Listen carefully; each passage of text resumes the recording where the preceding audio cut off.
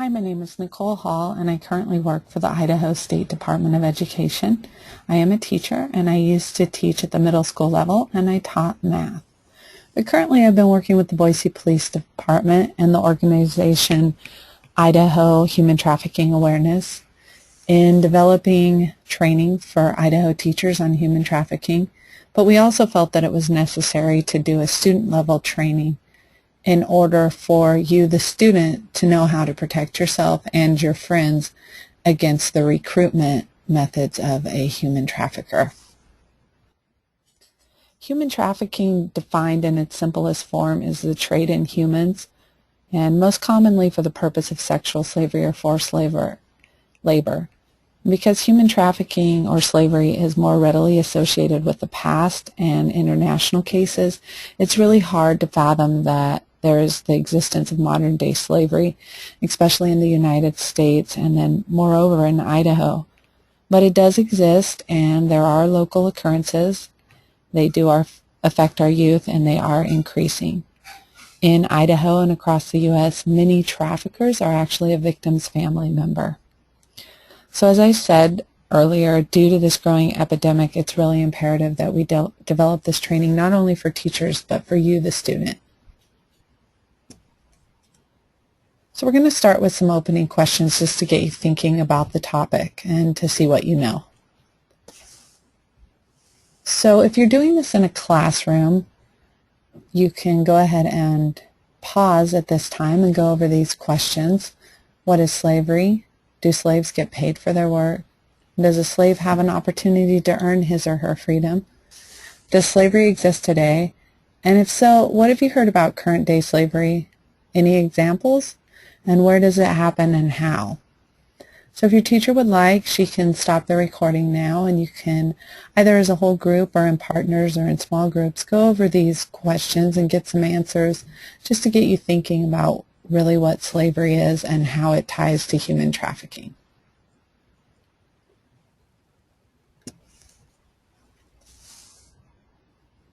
So now let's look at human trafficking. Have you ever heard of the term human trafficking? What do you think it means? How would you compare human trafficking to what you know about slavery? And do you think human trafficking exists today, and where do you think it exists? Again, you can stop the recording at this time and you can go over the answers to these questions.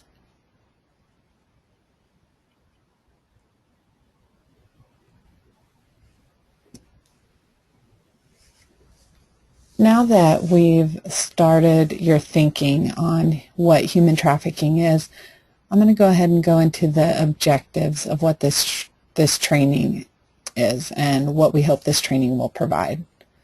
First, what we hope will happen is that you will develop an understanding of what human trafficking is and how it affects Idaho's youth. And then we also hope that you will learn to recognize the signs of human trafficking and understand and recognize recruitment methods and control methods of a trafficker. Another objective of this training is to understand what to do if you believe someone is trying to recruit you or a friend into human trafficking. And then even more importantly, to understand what to do if you believe a friend may be a victim of human trafficking already. So let's get right into it. What is human trafficking?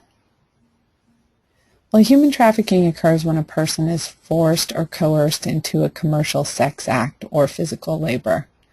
And the money that's earned through the sex act or physical labor is kept by the trafficker. The victim doesn't see any of the money, and the victim of human trafficking is controlled by that trafficker. I do want to take a moment to stop and look at human trafficking versus human smuggling. You may have heard of what human smuggling is, but we need to kind of talk about the differences. So with trafficking, victims are forced, defrauded, or coerced into trafficking. Even if victims initially offer their consent, that consent is rendered meaningless by the actions of the traffickers to exploit them for labor, services, or commercial sex. So the crime that is committed with human trafficking, it's committed against an individual, whereas in smuggling is a crime against a country. So if you had someone who was smuggling another person, say, into another country, as you can see, that crime's against the country. Whereas with human trafficking, what is being done is actually being done to the victim. In human trafficking, a victim can and often is a citizen of the country he or she is being trafficked in. So it doesn't mean that a person smuggled into a country may become a victim of human trafficking, but it doesn't mean that they were smuggled into the country for that purpose. So a non-citizen of a country is smuggled into that country, and it may be for purposes of human trafficking, but it doesn't have to be. So I want to stop a moment and let you view this clip. It was put out by the U.S. Department of Homeland Security, and it's their Blue campaign. And it's to bring awareness on human trafficking in the U.S. and just to let people know that it does happen here and what we can do to stop it. Every day we go about our lives driven by routine and blindfolded to the realities of the world around us. Our vision is clouded by the very normalcy we take for granted. Countless victims of human trafficking walk among us, seemingly invisible. Until now. The Blue campaign provides a unified voice for those who oppose the heinous crime of human trafficking. Whether it's forced labor, domestic servitude, or the sex trade, it's time we open our eyes. Sorry, I didn't even see you. No one ever does. Learn what you can do to help by visiting dhs.gov/bluecampaign. Now that you've seen that clip that went over briefly, it went over the different types of trafficking briefly, we're going to talk a little bit more about the statistics. So how many victims of human trafficking are there? What about the United States and Idaho?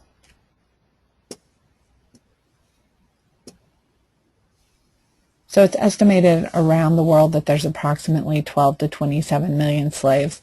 And remember, as we talked about earlier, these can be either slaves in the sex industry or they're slaves as far as physical labor. What is the prevalence of human trafficking? Well, a lot of people think that human trafficking is only a problem in other countries, but this is a myth. There are cases of human trafficking in all 50 states and Washington, D.C. and the U.S. territories. When we talk about domestic human trafficking, we're talking specifically about the United States, and the statistics are that there are victims as young as 5 years of age, and that the average starting age is 12 years old. In fact, human traffickers, they go and they recruit young children from anywhere from 12 to 14. That's usually the average age.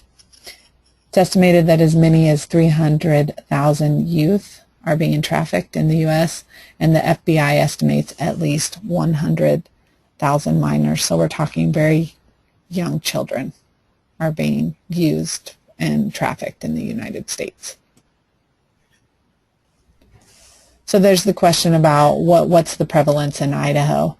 What are the counts in Idaho? And you know, it's really hard to get an accurate count because what usually happens is people who are convicted of human trafficking, a lot of times they'll plea bargain down. And so we don't have really accurate counts, but we do have some information on certain instances and what has happened in Idaho and what the police are seeing. So I'm going to let you go ahead and watch this clip and then we'll move on.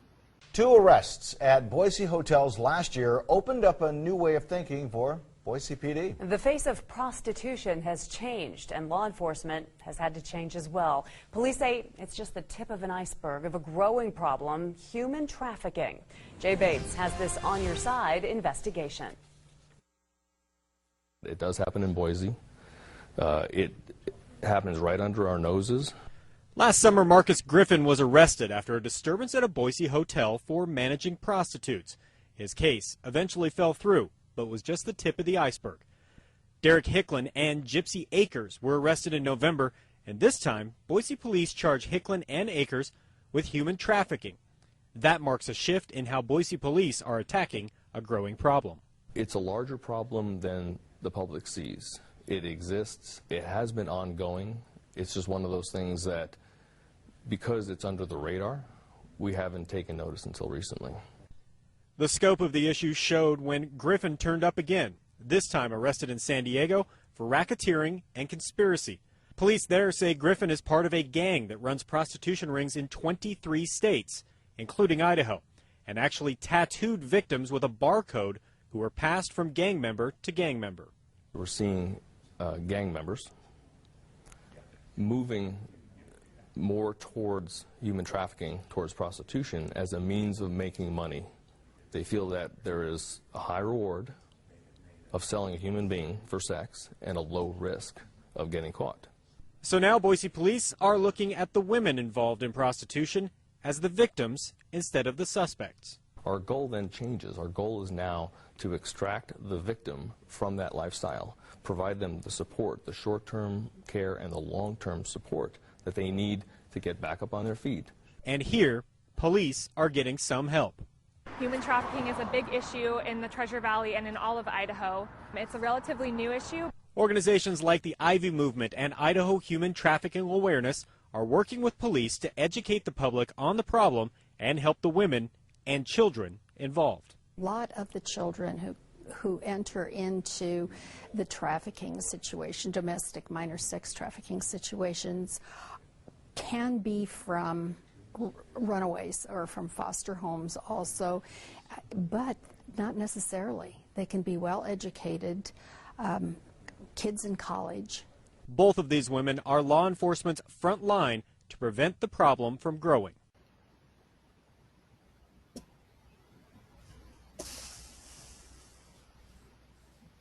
Before we start talking about how to identify a trafficker and the recruitment methods, we're going to take a moment and we're going to stop and we're going to check your understanding. You should have received a worksheet from your teacher. It's 6 human trafficking scenarios. And what we're going to do is we're really going to look at these scenarios and we're going to determine if you as a student think that a friend or even yourself could be recruited or tricked into human trafficking. And do you think you could recognize the signs that a friend is being forced or coerced into human trafficking? And so as you read through these scenarios, you're going to say to yourself, okay, what is going on in these situations? What do I see that is a red flag or a warning sign that this may be an instance of recruitment into human trafficking or where the person is being coerced into human trafficking? And so just take a moment and we will stop the recording so you can go through the 6 different scenarios. Scenario 1 talks specifically about an older boyfriend, or you could replace it with an older girlfriend because boys are recruited into human trafficking as well. Scenario 2 talks about an online friend that is a potential trafficker. Scenario 3, a modeling scout. Scenario 4 speaks to a traveling sales job opportunity. Scenario 5 is called Only Once, and this is in regards to a lot of times a trafficker will say, oh, you'll only have to do this once. And then scenario 6 talks about weekend trips. So go ahead, stop the recording right now, take out that worksheet, read through the scenarios, and then follow the directions on the worksheet by underlining the certain red flags that you see in each scenario that would warn you that this is a situation you would not want to be in.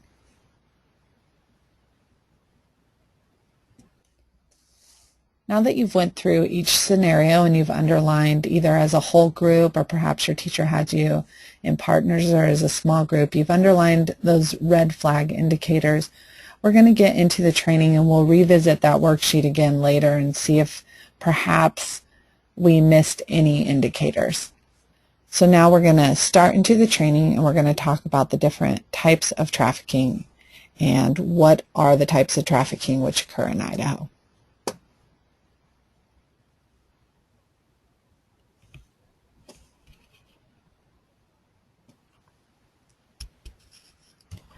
On the current slide, you'll see a high-level overview of the main types of human trafficking which occur in Idaho, and this is not a comprehensive list by any means, and it's just the most prevalent forms that law enforcement see.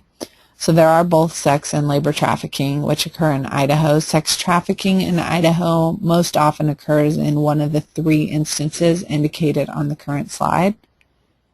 One such instance is when a gang recruits or forces young girls or boys into sex trafficking.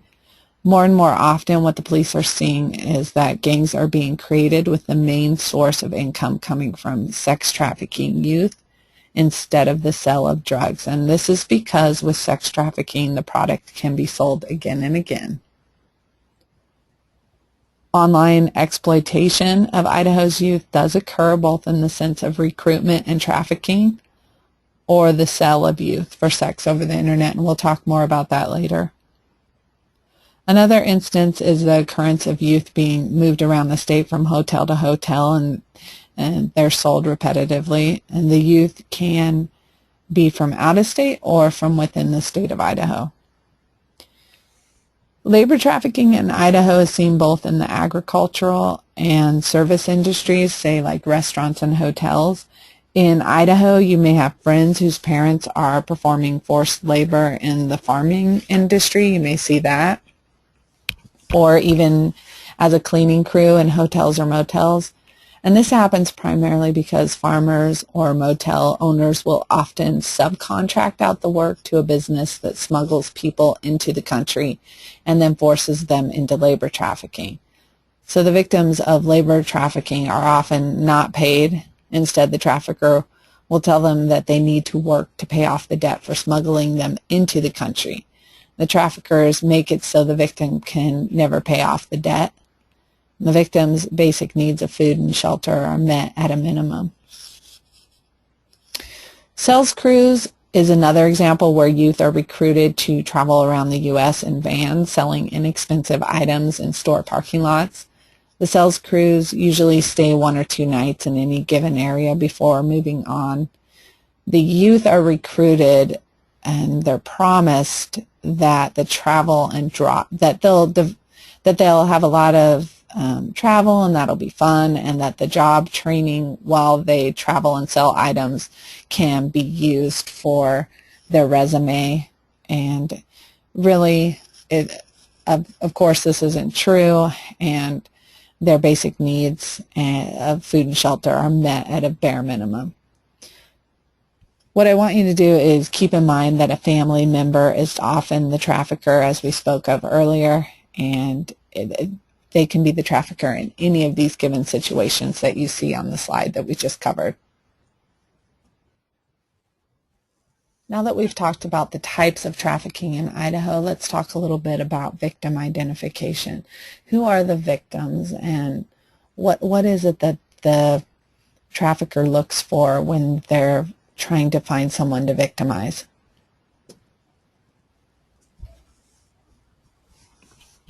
There's not a list of typical characteristics of a human trafficking victim. Traffickers watch a person and they focus on his or her vulnerabilities. So a victim can be any youth. However, the more vulnerable a person is, the more likely a trafficker will pick up on that, and they'll try and exploit the girl or the boy and recruit them into trafficking. They'll look for people who have low self-esteem and those who do not have a strong social safety network of adults who care for them.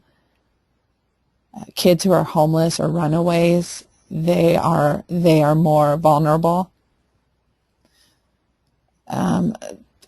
Traffickers will go to areas where they know there are more homeless youth to victimize. After Hurricane Katrina in Louisiana and down in New Orleans, a lot of traffickers went down into those areas to find kids who had become homeless, and they victimized them. As you can see, the majority of the characteristics on the screen, they can and do describe anyone at a certain point in his or her life. Anyone has the desire to be loved and respected, and anyone at some point or another may have low self-esteem, and if you are in that moment and the trafficker is watching you, they will go and they'll play on that vulnerability that you're displaying. As we talked about earlier, youth victims can or may be male or female. They can be any age, of any diverse social, economic, or ethnic background. Varying sexual orientations, any youth who may have prior abuse or neglect, and again, they do prey upon runaway and homeless youth because they're more vulnerable. So keep in mind, traffickers will and do prey on any youth.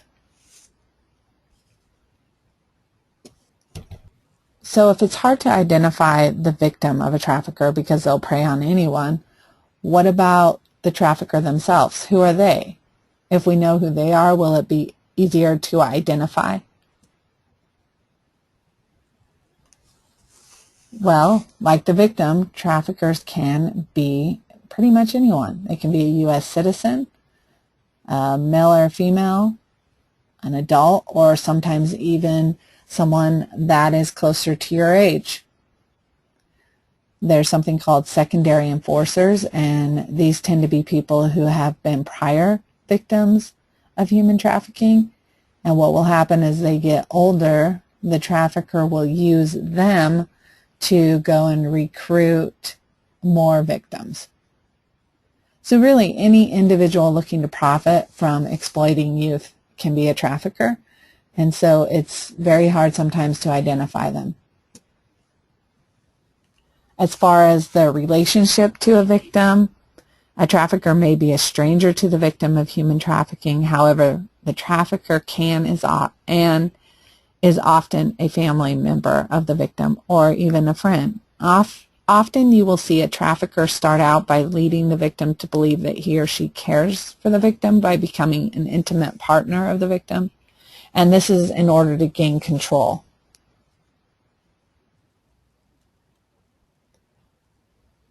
So we're going to stop a moment and we're going to watch a little clip about who the traffickers are. But it is off the streets that sex traffickers are often hidden in plain sight. He had a very, very expensive suit and a private plane. You would never look at him and think, oh, well, this is a trafficker. When Jillian Morning was 19, she started to make a name for herself as a model. Nobody would believe that you're a sex trafficking victim. I think part of that is just because we've ingrained in ourselves of what a sex trafficking victim often is. Jillian grew up as the quintessential girl next door. She was a high school cheerleader and a straight-A student. But on one modeling job in Arizona, her life would change forever. In the middle of the night, 3 men entered her hotel room. One of them was a man in the modeling industry, someone who had gained her trust. And they all raped me, and they videotaped it and photographed it. When Jillian returned to Charlotte, she was too afraid to go to the police. She decided to put the whole incident behind her. But then, her abuser called. And he said, I have all those videos of you being raped in Scottsdale, and I'm going to sell them on the internet and attach your name to them. It became threat after blackmail after blackmail. And so when he would say, hey, you know, I need you to go to this city, or I'm in Charlotte and I need you to meet with this person, then I did. One of the incredible things about Jillian's story is that her trafficker was a wealthy and respected member of the community. There is no standard way a pimp or trafficker recruits a girl, but they are nearly always master manipulators.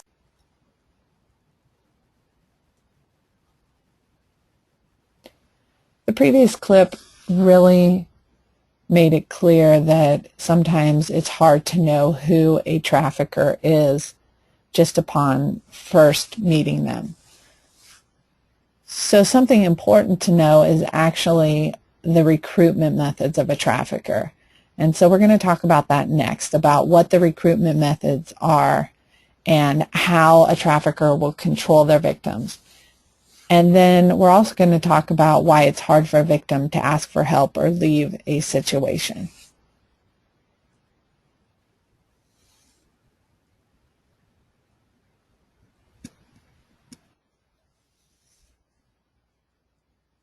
So we've discovered that it's hard to identify who a trafficker will prey upon. It's hard to identify who a trafficker is. So let's talk more about how they may recruit a victim or a potential victim and some recruitment locations. Well, as you can see from the current slide, a recruitment location can be just about anywhere. Believe it or not, a trafficker will often have a secondary enforcer, or they themselves may try and recruit a kid from a school. They definitely use the mall to watch youth and to possibly recruit them into human trafficking. They could be at a park, a bus or train station, sometimes at shelters or group homes, even teen parties, and even outside of courthouses. They are very strategic on how they prey on youth, and they do so more to those that are mentally, physically, or economically vulnerable, and they target those areas where the vulnerable youth can be found. As far as recruitment methods, here are some more pertinent recruitment methods that they use, some main ones that they use. They will approach a youth with these promises of a modeling or job opportunity. Often they'll develop a relationship with the youth. It's called boyfriending. So if it's a girl that they're recruiting, they may become that girl's boyfriend for a period of time and buy them things and make them feel really special. And then before you know it, they are having that girl have sex for money or dance for money or do things like that. And slowly but surely the girl finds that the person she thought was her boyfriend is now trafficking her and is a human trafficker. They will also recruit by promising false education offers, promises of a better life. They always promise that. Sometimes they will even abduct a youth, but more often than not, they'll use the recruitment methods above. Keep in mind the trafficker in some cases will really take their time in becoming friends first, and they may start trafficking the youth while the victim is still living at home. So we're going to take a moment and we're going to watch another clip. It describes the recruitment method that a trafficker used on a young girl. They actually used minors to go to a party and recruit a young girl into a situation that she didn't want to be in, but it happened slowly but surely. And we're going to go ahead and watch that clip really quick. And it all started here at this mall in downtown Portland. She says she met some boys who invited her and a friend to a party in the suburbs. Did it seem like a normal party? Yeah, I mean, like, there was like a whole bunch of people just drinking, dancing, having fun. I mean, I didn't go to parties like that. Like, that was my first, like, party, so I was like, you know, it seemed pretty normal. But it wasn't a normal party. It was a setup. At the party, she was introduced to an older guy. He started taking her out, buying her things. What was he buying you? I don't know, like purses and shoes and like outfits and like just weird stuff like that. Was he like a boyfriend at that point? Yeah, I guess you could say, like, yeah. But soon he told Katie he was having financial trouble and suggested she dance just once at a strip club. He even bought her an outfit and pumps. Had you walked in heels before even all this? You know, like little heels to go to church because I was big on church before this. When you go on stage, you're 13 years old. I mean, you're looking around at these guys. How old are the guys? What are they doing? They're probably like old enough to meet my dad or my grandpa. It was like kind of disgusting, but you know, I like told him on my first night I wanted to go home, but he's like, you know, you can't go home till your shift's over and stuff like that. And I was like, I don't work here. And he's like, well, you do now. Like, so I pretty much just like walked right into a trap. Sergeant Mike Geiger heads Portland's sexual assault detail. He says it is a classic case. Cute young girls are being targeted by pimps. They look for them in the malls. They look for them on MySpace and Facebook. They look for them in the schools. They look for them walking around downtown or in the parks, and they strike up a friendship with them. And the tactic that they use is they work to identify kind of what their needs are. How's it going at home? And then they will then use the information that this child is giving them, and then they will become their rescuer. I can fix all that. I can give you a place to stay. You're way too mature to be treated like that. You know, I can get you nice clothes and take care of you. And then suddenly they're sort of lavished all these goods and affection and everything, and they think, wow, this person really cares about me. And then there's and the trap switch. is spun. Katie did escape from her pimp. She had to wait months for shelter, but she is now far away from Portland, and she hopes to stay away. For Nightline, I'm Sharon Alfonsi in Portland. So that last clip talked about a little girl out of the Portland area that was trafficked, but we're going to watch another clip from Channel 7 News, and it talks about recruitment methods here in Idaho and what human traffickers, the locations that human traffickers go to here in Idaho, and some of the recruitment pitches that they will some of the recruitment methods that they'll use on Idaho's youth. To that point is the arrest and indictment of Takarius Ford earlier this year in Portland. He's charged with sex trafficking at least 3 victims, including an 18-year-old woman he met in an Idaho mall. Prosecutors say they seized his memoir and say it paints a picture of how he lured women in and why towns in southern Idaho were some of his targets. Quote, I like playing small rural cities with small populations. I usually hit places like the mall, Walmarts, and fast food joints to knock or recruit a girl. He goes on to say, I generally let them know they're so much better than the town they're currently in and how much potential I see in them. I show them a few pictures of me with my celebrity friends. I flash a wad of cash. I then come at them with some modeling or you could be an actress type stuff. Within an hour, they're usually hooked. End quote. Prosecutors say after flying the Idaho woman to celebrity parties in LA, he coerced her into prostitution, raped her, and threatened her family if she didn't stay with him. It's heartbreaking. Stacy says that's a common strategy of a, quote, Romeo pimp. She says many of the victims in the Boise area are 11 to 13-year-old girls who are targeted at a mall.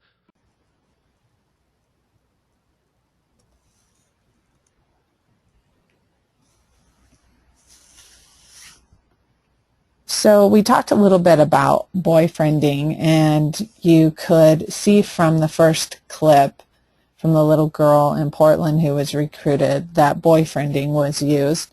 And you could see in the second clip in Idaho that there were several other different recruitment methods that the trafficker used. So on the current slide, you will see the power and control wheel. It's also one of the handouts you received as well. And in looking at the graphic on the current slide or your handout, it's easy to see how the trafficker maintains power and control over the victim. The trafficker will manipulate those early feelings of love by giving occasional indulgences or actions of caring, and then they will force the victim to be dependent on them for their basic needs such as food, shelter, and love. And at the same time, they'll isolate the victim from friends and family. They will often also use physical, sexual, or verbal abuse and threaten to harm the victim or their family members if they do not listen to the trafficker. They'll enforce strict limiting rules on the victim and harshly punish the victim for breaking these rules. And so as you can see, what ends up happening is they have almost complete control over the victim.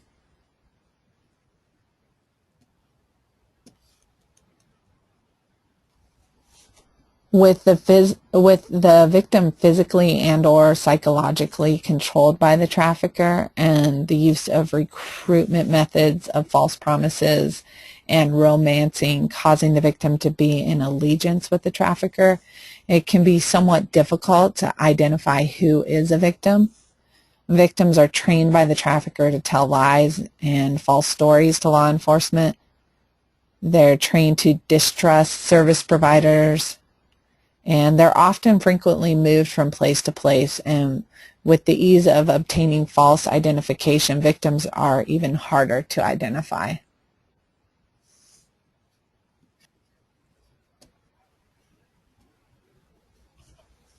The previous slide speaks as to why it is hard for others to identify victims, while this current slide that you're looking at now shows why victims have a hard time identifying themselves as a victim.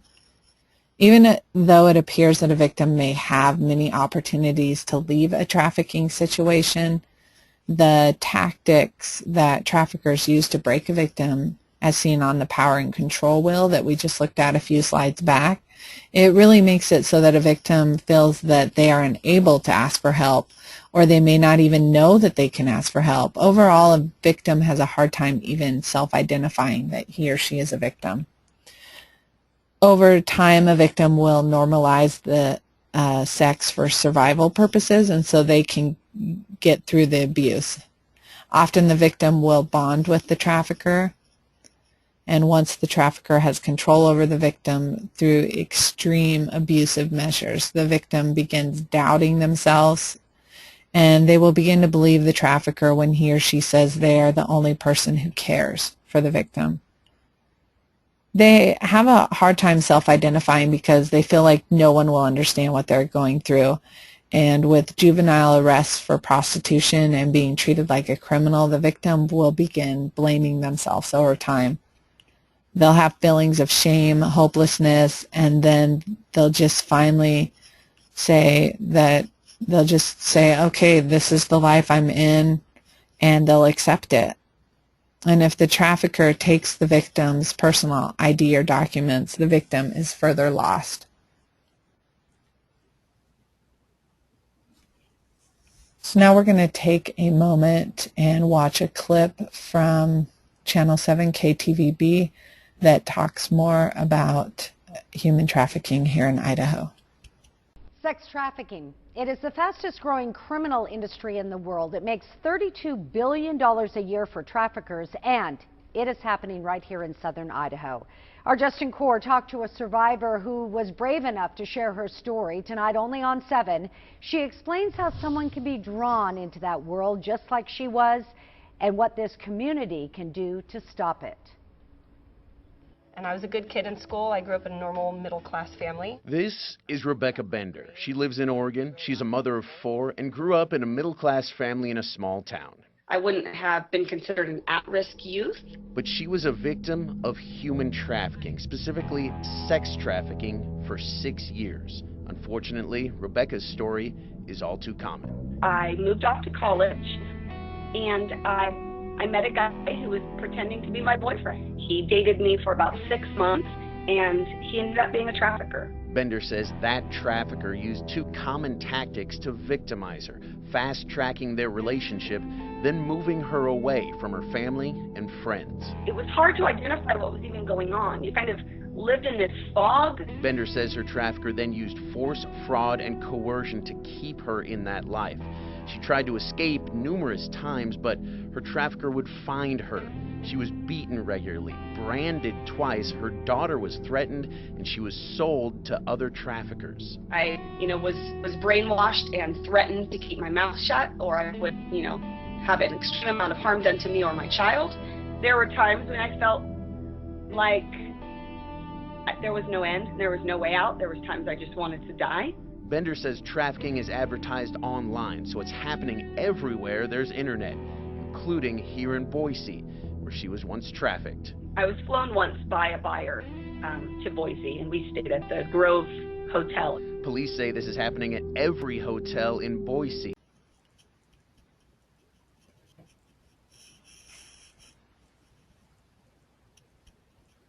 So what about online? How does the internet have anything to do with human trafficking? How are youth recruited over the internet, and how is the internet used to actually traffic the youth once they're recruited? The internet is a tool for traffickers for both recruitment purposes and for the advertisement of the victim for commercial sex. Traffickers also recruit youth on social networking sites through the use of chat rooms or gaming sites as well. And you may have your social networking sites like Facebook set to private, but even then, if you accept a friend's request and then begin a conversation with someone that you don't even know, communication can and often swiftly will lead to emails and texting.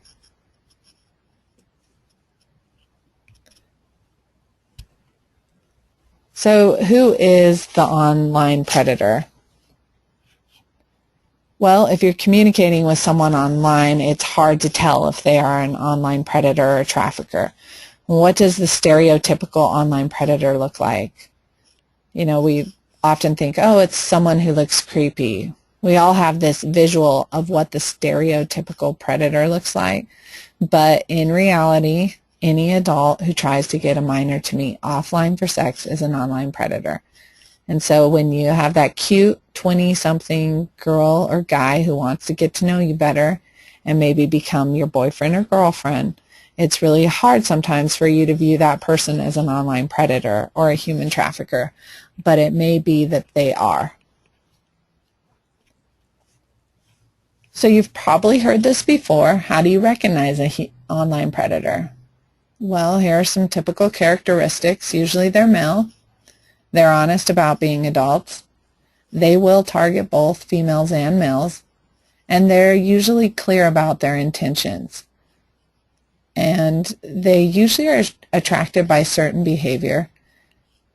Like, for instance, if a young adult, male or female, is really wanting to be independent and really voicing concerns over their Facebook about how no one's taking them seriously, a online predator will be attracted to that because they know that they can somehow manipulate you into talking more offline and perhaps even meeting. And what they'll do is they'll go through this process, and you've probably heard of this before as well. It's called grooming. So what they'll do is they'll flatter the youth, they'll send gifts, and then they'll start discussing adult subjects with the youth. They'll ask the youth to keep secrets. They'll slowly turn the youth against the friend or family members, because they'll say, hey, I'm the only one who understands you. I'm the only one who treats you like an adult. They don't. And then they may start asking you for revealing images. Maybe they'll send some to you and say, hey, send some back. And then with those images, if you don't meet offline, then they'll say, oh, well, I'm going to put these all over the internet, or I'm going to send these to someone you know. And then what ends up happening a lot is that a youth will go ahead and meet offline. Obviously, this is something you don't want to do, and you want to get a hold of law enforcement or tell an older adult as soon as possible so they can help you out of the situation. So let's take a look at a CNN clip about how traffickers use technology to recruit and control their victims. In just 20 years, computers and mobile phones have become part of the fabric of our 21st century world. Technology has changed the way we communicate, conduct business, even entertain ourselves. The same technology advances have also changed the way criminals operate. It is facilitating the communication in almost every aspect of our social life, both good aspects and bad aspects, and one of the negative aspects is human trafficking. Mark Latonero is the research director at the University of Southern California's Annenberg School of Communication and Journalism. For the past 3 years, he's been investigating the global issue of technology and human trafficking at the request of the U.S. State Department. Technology has been used to facilitate the human trafficking trade, both domestically and internationally. And it's doing that through websites, online classified sites, mobile phones, even video games, and social networking sites. Criminals are using technology to recruit girls into forced prostitution. If you have an individual who is trafficking in human beings. Brian Piegler is a human trafficking investigator for the San Francisco Police Department. The recruiting can happen at some of the best Catholic high schools here in San Francisco, or a much more common place is, foster homes, online chat rooms. There's no place that, in my investigations, that I found that is out of bounds, if you will, for recruiting. Compliments and online small talk give way to offers to make money. Police and people who work with victims tell us drugs, physical abuse, and threats usually follow. The girls become hopelessly trapped. We saw here within the last year a group called the Underground Gangster Crips here just in the DC suburbs. That was a group that was using social media to come in and recruit girls into prostitution, which became forced prostitution. The leader of that gang was one of 150 pimps and operatives arrested in a 3-day roundup in 76 U.S. cities that focused on human trafficking, called Operation Cross Country 7. The gang leader was prosecuted, convicted, and sentenced to more than 40 years in a federal prison. 105 sexually exploited children were freed during the operation. We are working with our partners to aggregate data and understand where we should be and when we should be there. One of the most important partners is the technology industry, and Microsoft is among the giants at the forefront of researching the problems of technology and trafficking to help find solutions. People across the product teams who may have an interest in understanding the role that their technologies might play, both in facilitating and being able to disrupt, kind of across the company. But again, because we're all in this learning phase, it's tough to say yet what our role is going to be in the future. But we know that we know that there's something here. There's something important to look at and understand. Chris Wheelock, CNN, Atlanta. So we've talked about the types of victims the traffickers prey upon, who the traffickers are, their recruitment methods, how they control, and also how they use the internet. So how will you know if your friend is being recruited or already is a victim of human trafficking? Let's talk about a trafficking assessment.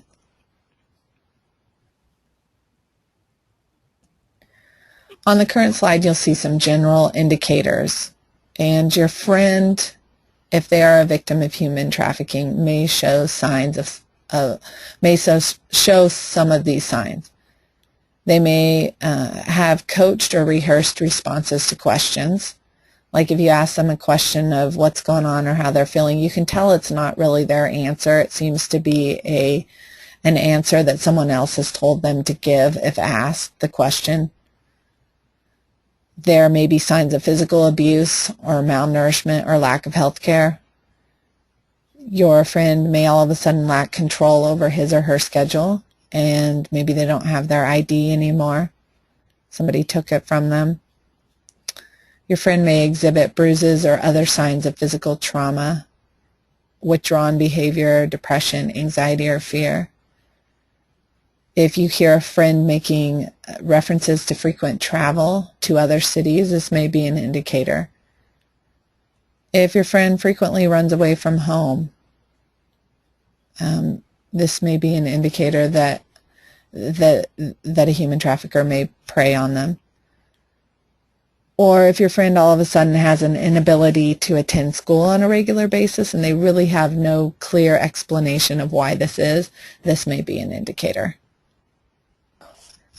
We just talked about the general indicators of human trafficking, and on the current slide we'll see some more specific indicators for sex trafficking. It may be that if you have a friend that's been recruited or is in the process of being recruited for human trafficking, they may demonstrate a sudden change in attire, personal hygiene, relationships, or material possessions. This can be for the better or for worse, because remember, one of the recruitment methods is to become an intimate friend of the victim. Maybe your friend is acting more promiscuous and they do that in the past, and or they're making references to sexual situations, something that they never did in the past. Maybe the friend has a boyfriend or girlfriend who is noticeably older, and it's possible that they're being convinced or have already been convinced by that older boyfriend or girlfriend to work as a dancer or a stripper, and that's just the first step prior to being trafficked. If your friend is attempting to conceal recent scars, that may be an indicator. And then there are specific tattoos or branding that human traffickers will do to a victim. And this next clip talks more specifically about branding and tattoos and how it relates to human trafficking. This is Jessica. For years, she was trafficked by pimps between massage parlors all over the country. I mean, we had girls in Las Vegas, we had girls in Kansas, we had girls here in Houston, Texas, we had girls in Oklahoma. I mean, there was girls just coming in from all over the place. What ages? The youngest one was 13. She looked older. What happened to her? I don't know. In 2009, the FBI indicted the gang of pimps responsible for trafficking Jessica. I was just a piece of property. That's why we got branded. That's why all the girls that were with particular guys got branded. What do you mean got branded? I have a panther on my back, and that was their little logo. And it's like uncoverable. I mean, you can't cover it. So this was to show that you belong to... I'm their property. You see it says Big John. In 2013, 3 of the traffickers were sentenced to 8 years in prison. I think they should have gotten the death penalty.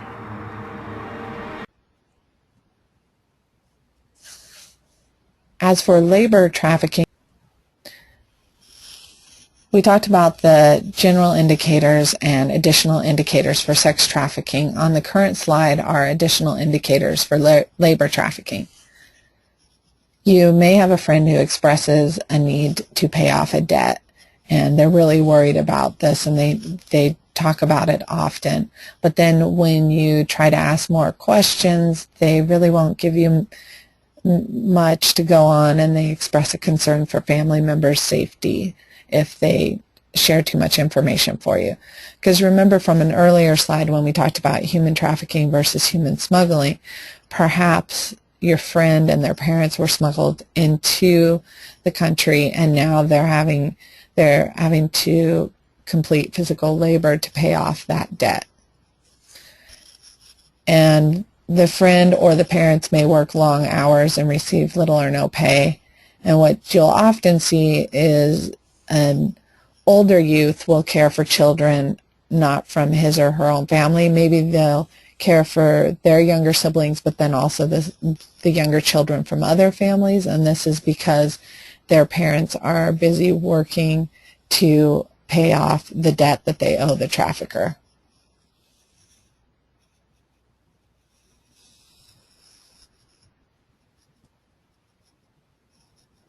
This is a clip that talks a little bit more about labor trafficking and how it affects people in the U.S.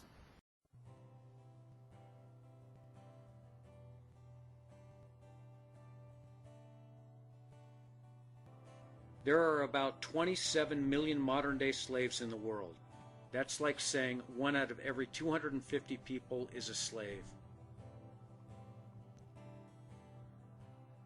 If we take a closer look at this group of people, about half the victims are male and half are female. Now, most people don't think this sort of thing really happens in the United States, and when it does, it's a rare occurrence. The truth is, every country has trafficking, including the U.S.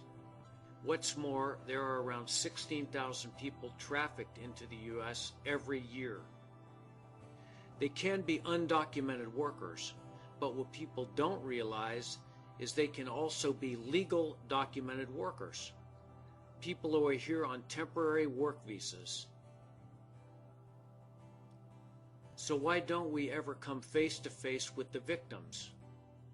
Well, we probably have. They are often hidden right in front of our eyes.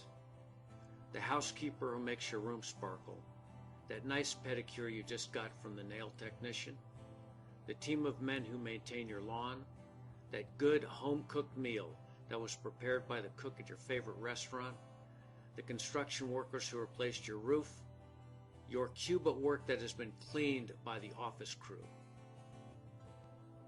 Now don't get me wrong, most people in these lines of work are not being trafficked. All I'm saying is that it's possible that a small minority could be. Honest companies may help traffickers and not even know it. Here's what I mean. Company A subcontracts, that is hires, Company B to do some work. Company B seems like a good company to do business with, and their workers get the job done for less. What Company A doesn't know is Company B is run by criminals whose employees are being trafficked.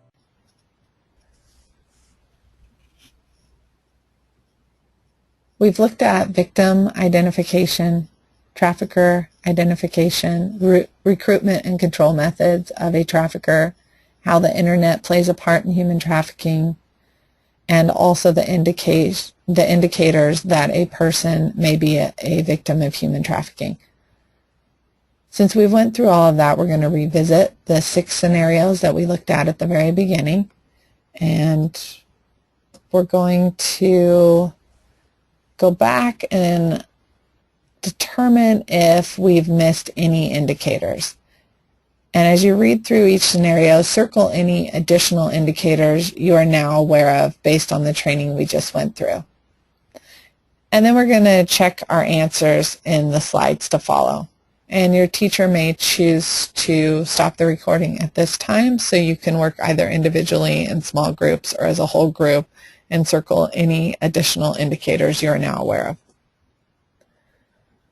So now that you've finished circling any additional indicators, you may or may not have found any. You may have found all the indicators the first time you read through and you haven't circled any new. So let's go ahead and check our answers. For scenario 1, the older boyfriend.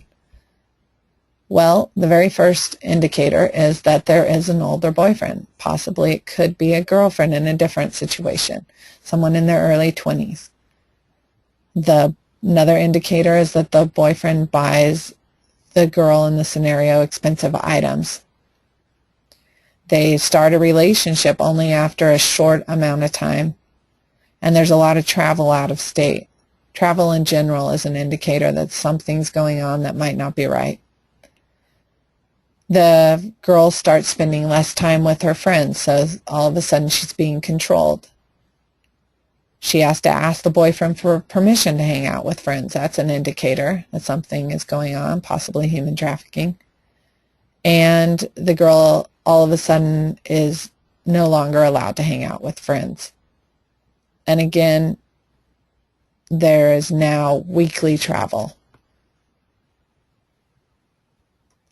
For scenario 2, the online friend, one of the main indicators again is it's an older friend, male or female. And then that older friend starts having sexual conversations. There's an exchange of nude photos. And then that person is asking to meet at a private location. All indicators that this person is definitely an online predator and possibly could even be a trafficker. Scenario 3, the modeling scout scenario. Well, the first indicator is that the modeling scout approaches your friend in a public place. A person from a true modeling agency would not go looking for people in a mall. If they do go looking for a person in a mall, it's usually several members of the agency and they have a scheduled event at the mall to recruit people. It's not going to be just someone walking up to you and telling you you look beautiful and that you could be a model. So there again, promises of a career and a possible Hollywood career, that's a clear indicator that this is a person who is definitely not a true modeling scout. The person may, in this scenario, has pictures of stars and a glamorous life. They're really trying to recruit you and they're promising you a fun and a better life. And then another indicator is that this person wants to communicate over text. This is not how a normal modeling agency would work. All of a sudden there's travel out of state, and the modeling scout says your parents don't need to know, and that the modeling agency will pay for the travel. All of these are clear indicators that something else is going on. Scenario 4, traveling sales job. The person in this scenario who approaches the youth is giving continuous compliments to the youth. That should be an indicator that something's going on. There's an offer of a traveling sales position to a young adult. Travel in and out of state, promises of money, promises of work experience for a resume or college application. All clear indicators that this is possibly a human trafficker. Scenario 5, only once. One of the indicators right off the bat is this is a relationship with a gang member, so this is a dangerous situation. There's promises of money and promises that an uncomfortable situation will only happen once. And also the fact that the trafficker says, oh, you'll do this for me if you care about me. If you love me, you'll do this. All clear indicators that this is a situation that the youth does not want to be in. Scenario 6, weekend trips. First indicator is that frequent weekend trips. There's a large amount of money made. It's fast and easy. Money for spending time with people. Clear indication that this is a trafficking situation. Promises of money and not allowed to back out. Well, hopefully you were able to determine all the indicators of human trafficking in these 6 scenarios. And then we can go on and talk about next steps. What can you do if you suspect that your friend is a victim of human trafficking? And what should you do if you are approached by someone who appears to be a trafficker? How should you respond? Well, if it's your friend, listen to your friend, gather information, and do not act alarmed. If your friend is a victim, they're already upset, and any negativity may just shut them down, and you'll be able to get them the help they need. Definitely contact your school SRO officer and local law enforcement immediately, either in the case of a friend or if it's you that have been, if you've been approached by a trafficker trying to recruit you. Definitely contact someone so they can go out and stop the person before they actually victimize a person.